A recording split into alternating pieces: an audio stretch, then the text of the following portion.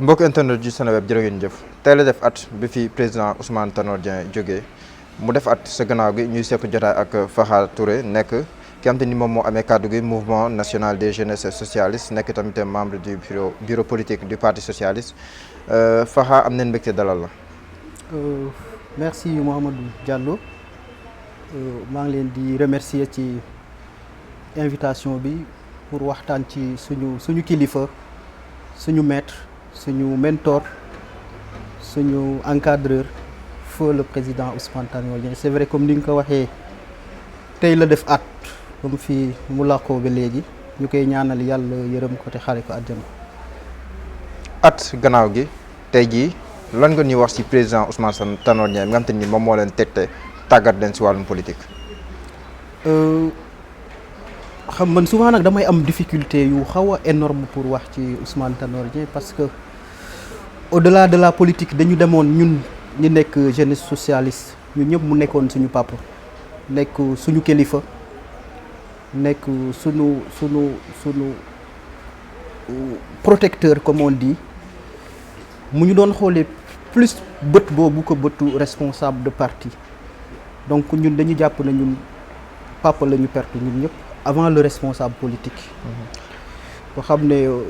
lu ñu tolloon macha allah mais amul kenn si ñun koo xamante ne amuloon ak yow un rapport personnel de sorte que souvent ñun suñu biir dañu doon wax que bu ñu sàgganee dañuy jàpp ne que pas bi comme ni ñu ko doon wax daf ñuy gënalee suñu diggante alors que nekkuloon loolu c'était un homme juste équilibré bu daawuloon def différence entre telle ou telle personne bu daawuloon gën a laate ay nit en fonction seen daraja ci àdduna wala seen responsabilité dans le parti Tanor xamuloon responsable ak militant képp kuy wootu socialiste wala nit tout court même cofeel bi même respect bi même yéene bi même bëgg-bëgg bi la amoon ci ñëpp. donc depuis 1 an suñuy émotion dañagul ba léegi ci moom. comme ni ma ko waxee ñu koy ñaanal daal yàlla xare ko àjjana yu baax yi mu defoon ci kaw suuf yàlla fay ko ci àddina yu gën a kawe yi au-delà de toutes ces considérations sur le plan purement politique Ousmane Tanor Dieng dafa nekkoon koo xam ne lépp lu mu doon def sur le plan politique gëm-gëm la ci doon jiital comme li ñuy wax conviction en français. lépp lu mu doon def sur le plan politique aussi projet la ci doon jiital lépp lu mu doon def sur le plan politique aussi responsabilité bu mat sëkk la ci doon jiital lépp lu mu doon def sur le plan politique aussi concertation waxtaan ba jàpp benn mbir li nga xam ne moo nekkoon fooru Ousmane Tanor Dieng aussi bu leen waxante woon yéen ñëpp ba jàpp benn mbir dafay jàpp ne amatul leneen lu ñu war a def lu weesu li nga xam ne ñëpp ñoo d'accord ne ñoon lañ koy defee. de sorte que souvent il arrivait que nit am ak moom ay incompréhension ci ay démarches mais moom toujours foofu la ko daan teg parce que daf ñu doon wax que politique ñaari grand principe moo ci am le consensus mooy ngeen waxtaan ba juboo ci mbir jëfee ko wala bu fekkee consensus mënul am la démocratie mooy ñi ëpp baat ñoom la ñuy doxalee seeni yéene donc moom il a toujours fonctionné sous ces 2 mamelles.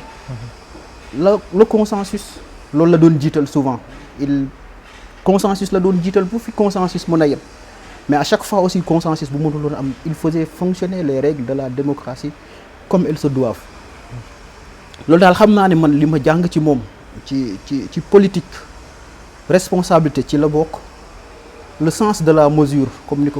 ñu koy waxee aussi ci la bokk retenue ci la bokk parce que Tanor daawoon na wax ko nit du lu mu xam rek lay wax ak lépp loo xalaata wax aussi du nu la neexee nga koy waxee daawoon na woddu kadoom aussi ba daanaka kadoom mu kenn mësul wax ñun ak ñeneen que mës na wax lu gaañ nit. parti socialiste. mu jiite woon ko. at gannaaw gi tey jii ki ko wutu nekk secrétaire général nekk Aminata Mbengue Ndiaye. intérimaire laa war a wax wala. intérimaire peut-être mën na joxe ay yeneen connotation mais en tout cas li ñu jàpp ci parti socialiste mooy 2014 bi ñu falee Ousmane Tanor Dieng mu nekk secrétaire général du parti socialiste statut parti bi ak règlement intérieur dañ ko wax ko bu ñu la fàllee secrétaire général yooyu yaay former sa équipe de bureau politique, équipe de secrétariat exécutif national ci équipe boobu responsabilité yi dañ leen partagé te nekkul responsabilité yoo xam ne moom moo ko daawoon créé yëpp suñu statut ak suñu règlement intérieur moo ko wax. mu jëloon soxna Aminata Mbengue Ndiaye defoon ko mu nekkoon le premier adjoint ou la première adjointe c'est selon mu toppoon ci moom ci parti bi jiite faamu parti bi aussi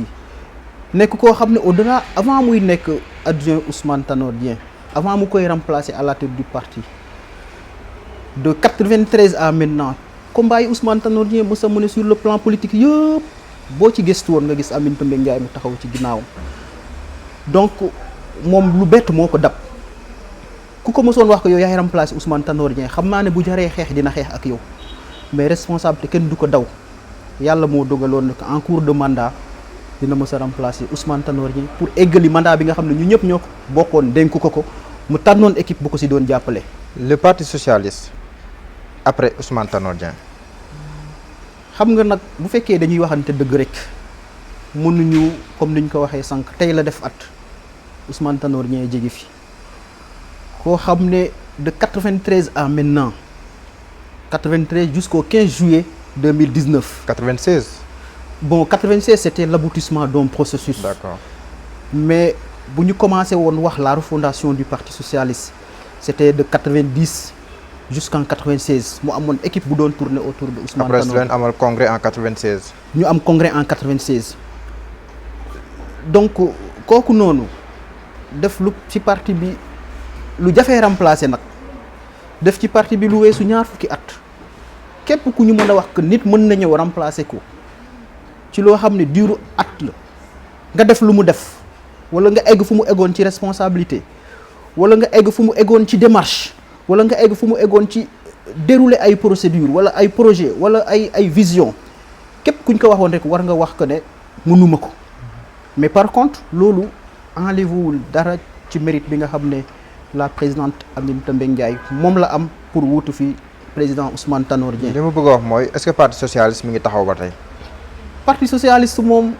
Senghor Abdou Diouf Ousmane Tanor Dieng Aminata Mbengue Ndiaye ak keneen day continuer di taxaw parce que biñ ko doon tabax en 1945 ci projet boobu lañ ko tabaxoon maintenant day am moment yoo xam ne nag parti bi benn nit moo koy incarner nit ñëpp bokk jàppale la ci loolu je pense que Ousmane Tanor Dieng pendant 25 ans loolu la symbolisé woon. ndax yéen parti bi moo ngi dox parce que doxum parti fii ci Sénégal liñ koy waxee bu fekkee ne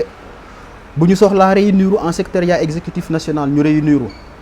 bu fekkee ne bu ñu soxlaa réunir en bureau politique ñu réunir bu fekkee ne bu actualité politique amee ñu bëgg see dégg parti bi ñu def ko nit ñi dégg ñu. sur telle question bànqaas yi avant Ousmane Tanor Dieng di làkku dafa am ci processus bu ñu nekkoon dañu nekkoon ci processus renouvellement vente carte renouvellement des instances de base. processus boobu c'est vrai que am na lu ci xaw a retard tuuti parce que mënuñu perdre kilifa bu am dimension Ousmane Tanor Dieng aussi quelques mois après ñu reprendre comme si dara mosul xew ñun ñëpp unanimement kenn si ñun engagement wàññeekuwul kenn si ñun conviction wàññeekuwul dafa mel ni juste comme ni ñu koy waxee rek on avait tous reçu un coup de massue. ba léegi on s'est pas relevé à 100%. bu fekkee mën nañ wax am na luy am sooxe ci parti bi c'est plus par rapport à l'état psychologique des personnes. D'accord léegi que instance yuy dox wala parti buy dox globalement. yéen a ngi Benno Bokk Yaakaar tey ji am na benn débat bu posé wu troisième mandat du président Macky Sall. est-ce que le PS la moo si position parti socialiste. xam nga parti socialiste si doxalinam Ousmane Tanor Dieng faraloon na di ko wax soxla du am rakk. parti socialiste Macky Sall du candidat bu ñu soutenir ñun ñoo ko njëkk a investir par un congrès extraordinaire avant même son parti dañ ko investir pour un mandat de 5 ans dañuy des ak Macky Sall ci mandat boobu bu jeexee leneen lay am bu jotee ak wax ko bu jotee fa ñu toogoon pour fal ko def ko candidat mu nekk le candidat du parti socialiste dinañ fa toogaat wax lan mooy nekk la position du parti socialiste au-delà même du mandat parce que ñun amuñu habitude di restreindre suñu réflexion ci benn question au-delà du mandat lan mooy nekk en tout cas la position du parti socialiste après le mandat de Macky Sall nga xam ne dañu jàpp ne du président boo xam ne ñun dañ ko soutenir ñun ñoo ko njëkk a investir même son propre parti ñun ñoo ko njëkk a investir même Benno Bokk Yaakaar donc Macky Sall suñu président la tant que mandat bi ñu nekk ak moom moo ngi nekk en cours ñun ñoo ko bokk comme ni ñu ko doon waxee on gagne ensemble on assume les responsabilités ensemble on gouverne ensemble lu ñu war a wax aussi ci loo xam ne ci njëriñu sénégalais yi la en interne dans la coalition wala en beneen niveau dinañ ko wax ba Macky Sall dégg ko mais exclusivement pour l'intérêt des sénégalais. mais fi ñu toll nii daal je pense que le débat pour le parti socialiste